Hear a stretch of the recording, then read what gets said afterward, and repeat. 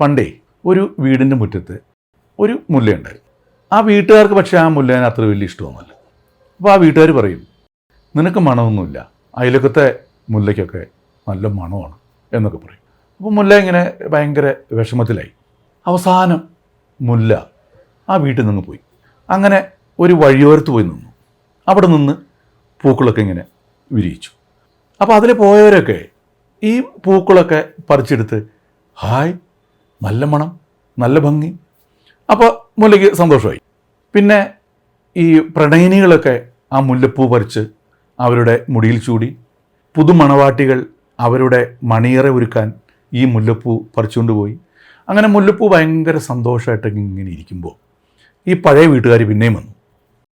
അവർ വന്നിട്ട് പറഞ്ഞു, ഈ മുല്ലയൊന്നും വലിയ ഗുണമൊന്നുമില്ല, ഞങ്ങൾ ചീത്ത വെള്ളമൊക്കെ ഒഴിച്ച് വളർത്തിയതാണല്ലോ, ഇത് വലിയ ഗുണമൊന്നുമില്ല, അല്ല മണമൊന്നുമില്ല, ഈ മുല്ലപ്പൂവിന് ഒത്തില്ല കേട്ടോ.